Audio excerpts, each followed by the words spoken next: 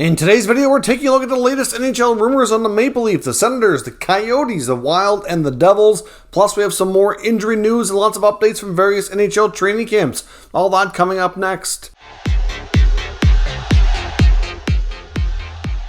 So welcome back to another video here at Top Shelf Hockey. As I mentioned, we have a variety of NHL news and some injuries and some rumors to take a look at here today. First up, we did get news. Actually, it's a little bit late, but better late than never, I guess. The Flyers have added another PTO. It's a little bit unusual to see them add a PTO this late in the camp, but it does happen occasionally. They've added Cal O'Reilly, who's on a PTO now. He's been in the Flyers organization, played in their minor league affiliate Lehigh Valley for the past 3 years. So he's now joining them on the PTO. So we'll see. At best, he's probably going to get a two-way deal and be able to continue playing in the American Hockey League. I don't really see much of a chance for him at the NHL level, but we'll see what happens with that. Various injury updates and some cuts around the NHL and various training camps. We saw the San Jose Sharks probably make the biggest change, cutting 14 players from camp. Most teams some haven't made any cuts, and most of them have only made maybe anywhere from 4 to 6. Usually, for the most part, junior players going back to junior, or a few cases junior free agents, so 19, 20-year-olds that weren't drafted getting invited on an amateur tryout. A lot of those guys have been released, but that's for the most part what we've seen. But the Sharks actually made 14 cuts, which included 3 players to junior, 7 players were sent to their American Hockey League camp, and another 4 which were there on amateur tryouts, so undrafted junior players were released as well. The most notable of all of them was Ozzy Weisblatt, one of their top prospects in the organization. He's going to be sent to their AHL affiliate camp, so we'll see how the season goes for Ozzy. We also got some other updates, including a significant injury in Vancouver. Apparently Brock Boeser needed to have hand surgery, and he's going to be out for about up to a month, 3 to 4 weeks. That's certainly not the start to the season that Brock was hoping for. I know he was really looking forward to having a better season this year after dealing with a lot of personal stuff with his dad off the ice last year. Fair to say that he had a lot going on, a lot of distractions. We know Boeser's had his fair share of injury issues as well over the years in Vancouver. It'd be nice to see him, have a clear head, be injury-free, to really see what he's fully capable of playing a full season. And of course, now being out for upwards of a month, of course, the season doesn't start for around 2 weeks, so he does have time to heal, but he's looking at missing at least the first week, if not 2, of the regular season. So just getting him behind the 8 ball, which is certainly not going to be good. But where it's a hand issue, I'm sure he'll likely be able to continue with some skating and stuff, hopefully keep up with his conditioning so that there wouldn't be too many issues there. Just be a matter of getting used to having the hand on a stick and shooting and all the things he had to go through for the rehab in that sense. So the Canucks also had a bit of an injury scare with newly signed Ilya Mikheyev, who left one of their preseason games early. I haven't heard quite exactly full details on the injury, except for coaching staff saying that they're hoping, and looks like it's nothing too serious right now, but he did leave early as a precaution, so hopefully that doesn't turn into anything more than that, because that would be a big blow for Vancouver to have another injury like that right off the get-go. The Coyotes have made a few cuts as well, most nominally Connor Geekie, their first-round pick, or one of the first-round picks for the 22 NHL draft.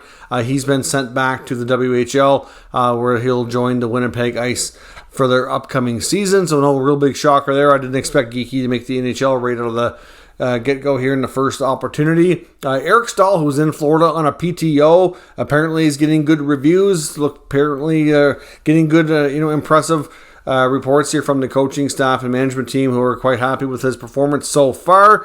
I've seen some Panther fans online, obviously happy that he's doing well and everything, but at the same time concerned that he may take a spot that might otherwise go to like a Lusterinen or something like that. And I think the team is okay, or fan base is okay with having Stahl around, but they don't want to see him kind of box out a younger player. So we'll see how they handle that. I know when I did my season previews, we did the Florida one not too long ago. I had a hard time fitting in where he would go. I mean, he's most notably been a center his whole career. I guess you could put him on the wing, or maybe another guy who could be a center like a Lusterinen. Maybe he goes to the wing. I don't know how it all works out, but either way, so far, Eric Stahl does have history with Paul Maurice as well. I don't know. We'll see how things work out, but so far the reviews from what I've read online, I haven't personally seen them a whole lot myself, but reviews appear to be good. Same goes for Drake Caggiula in Pittsburgh. So far, everything is trending in a good direction that way. So far, reasonably impressive. So we'll see if Stahl and Kajula can manage to get some contracts. I think there's over 40 players on PTO, so I don't imagine there'll be a ton of them getting contracts, but they're definitely more than likely are going to be a handful earning themselves a spot here on various rosters around the NHL. Now, as I mentioned, there's a variety of NHL rumors to take a look at here. The latest on the Maple Leafs and Rasmus Sandin, certainly one of the more interesting stories and topics to follow. Listen to the Chris Johnston show, the podcast from CJ, who's a pretty reliable NHL insider and very well connected with the Maple Leafs, probably more than most other teams. Certainly talking about the Sandin situation, made some good points. One thing I wasn't aware of is that apparently Sandin is still over in Sweden, which I guess wasn't really sure. I hadn't really heard that talked about in any other reports as of yet. So he said ultimately you would think the Leafs would really be gunning to get him in Toronto for this week, because ultimately, I mean, they're kind of at a critical point in negotiations, which makes a lot of sense for what he had to say here, is that if Sandin's not signed by the time the season actually starts, then it's only going to push his cap hit up even higher, which means the Leafs are not even going to be able to go up on what they're offering Sandin, even if they want to, because they're obviously in a tight cap situation. But obviously how it works is if you sign after the beginning of the season, you get a prorated cap hit. Like you'll probably remember a few years back when they had the long holdout situation with William Nylander. At that point, their salary cap situation wasn't fantastic, but it wasn't nearly as tight as it is now. And where he signed so late, he signed within a hair of the deadline so he could even play that year, which is typically around December the 1st, that his cap hit for that first year of the contract was a fair bit higher because it's all prorated out for the days of the season that you missed based on how many days are left in the calendar season. So obviously getting Sandin signed late is going to be bad news. It's really going to push what they're going to be able to offer him. At the same time, though, I do wonder if the Leafs might not care too much because it's going to probably push down what they can afford to pay him. And it's going to get to a situation where they might kind of gain some leverage to say, like, we just absolutely cannot pay you that because our cap won't allow it. But then again, he's played hardball this much so far. It's really hard to say. Does the advantage really go to Toronto, or does the advantage go to Sandin that much more?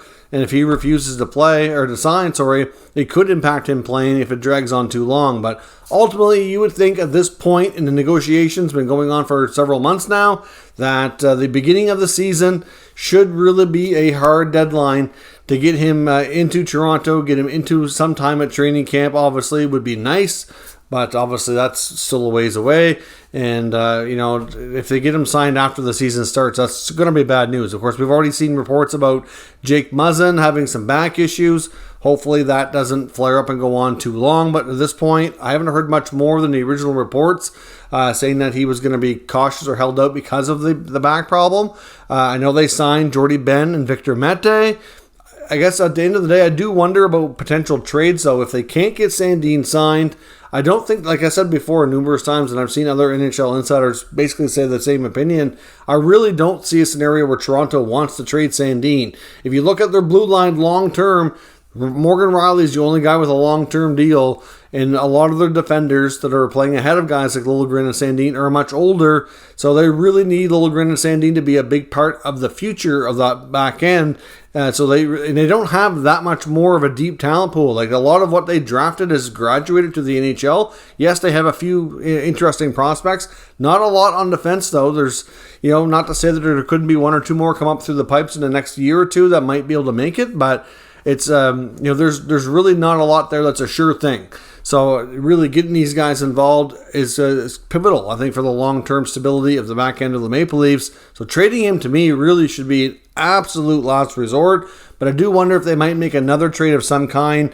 If Muzzin ends up out any longer, and Sandin, if is not signed, we know Liljegren's out for 6 weeks to start the year. Depending on how happy they are and pleased with the performance of guys like Victor Mete and Jordy Ben, does make me wonder if we could see a trade maybe to bring in any more depth. I wonder how they handle this. It's going to be very curious and interesting. But to me, I would think that there's a real good chance, just based on deadlines here, that they should hopefully get something done within the next week. But hard to say. Now, talking about the Ottawa Senators, there's an athletic article from Pierre Lebrun talking about a lot of things involving the Ottawa Senators, to kind of analyzing a lot of their offseason moves and kind of talking about where they are now. He's got comments and opinions from a variety of NHL people in this article, including a lot of anonymous management people from different teams and everything. And there's even comments from Pierre Dorion talking and basically admitting publicly that Nikita Zaitsev has been bad. I know that's not a shocker for anybody who's a Sens fan or watched this team a lot,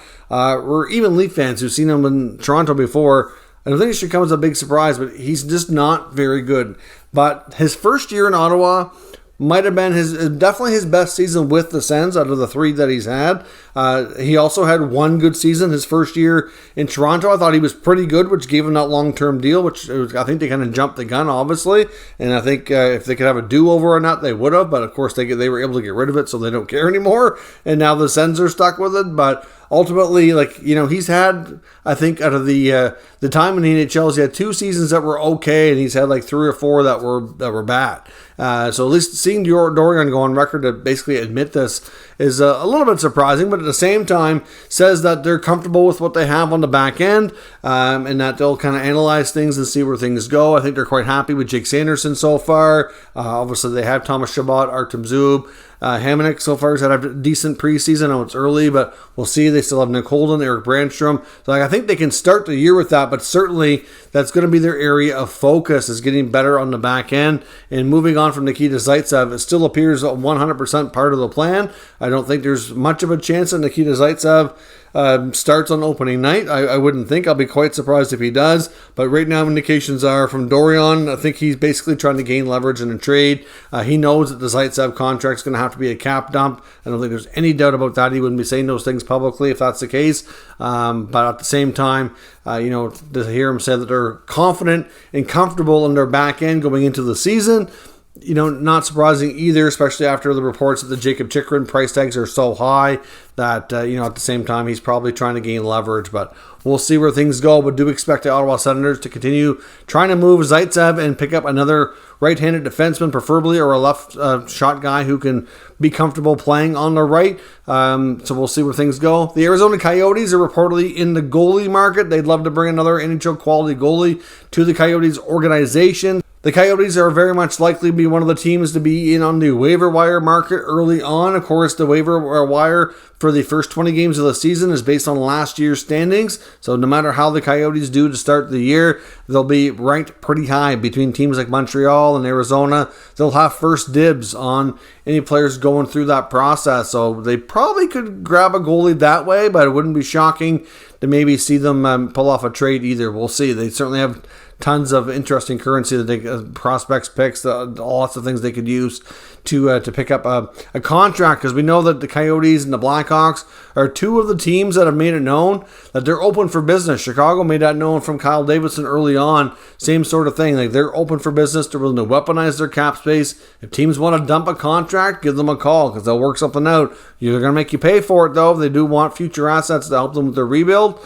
But at the same time, there is options out there. When it comes to the Minnesota Wild, there's still some belief that Matt Dumba very much could be a trade target this year. They're seeing a recent interview with Dumba, though, kind of saying all the right things, that he really would prefer to stay in Minnesota and sign a new contract. And we will see. I wouldn't completely rule it out. Obviously, when they moved Fiala in the offseason, it did create more of an opportunity for him to stay, but at the same time, they still have $66 million already committed next year, which gives them $17 million in cap space, but they need to sign around 13 players. That's not a lot of money per player, and if you have 1 or 2 of those guys, which is quite likely making a good chunk of coin, that doesn't leave a lot for the rest. So you can't really have a whole lot of high-profile names within that group. So it's possible that maybe he agrees to an extension. I wouldn't rule it out 100%, but I think this thing is going to be really, really tough. And depending on where Minnesota is in the standings this year, I can see them maybe considering a Dumba trade. But if they're trending towards the playoffs, they very well might choose to make him their own rental if he's not signed, and see how things go in the early part of the offseason before he's able to talk to other teams. Another defenseman to watch out for in the same sort of situation, except the cap situation. It's not quite as bad, but Damon Severson in New Jersey, different scenario to an extent though, but as of right now, the right shot defenseman has had no extension talks. He even confirmed that himself in a recent interview, saying that talks haven't started as of yet. There's still some local reporters and different NHL insiders I've seen talk about Severson in the past. They're not really convinced that he is going to stay, even though he might prefer that and would love to. Doesn't mean it's going to work out. If you look at the cap and the logistics of the position, they already have Dougie Hamilton and John Marino, both right shot D, inked a long-term, lucrative deals. So obviously those are two right shot defensemen that you're going to see in New Jersey for a long time. And of course they have the second overall pick in the draft, Simon Nemec, that they just picked up and coming. Like, I'm not sure where they're going to put Nemec this year, but even if it's not this year, I would think by next year that he would be getting a chance to play. So at this point, keeping Severson on an extension very well could box him out. They're not exactly that, weak on the left side to consider moving someone to play their offside either. So we will see where things go on that front. But to me, I think Damon Severson is another guy to watch. Not sure that New Jersey's going to be able to be a playoff team. I think they'll be better this year. Hard to say if they're going to be a playoff team. I think it's going to be really tough for them. And assuming that they're not a playoff team, I would suspect he'll be another guy to watch as we go through the year on the trade bait board as being another potential good pickup from NHL teams going for the playoffs and a hopeful Stanley Cup run. So let me know your thoughts on all of today's news and rumors down in the comments. We'll discuss further. If you're new to the channel, of course, make sure you subscribe and stick around. We'll keep you up to date with all the latest news, rumors, and analysis on all 32 NHL teams. Thank you for watching, and I'll catch you next time.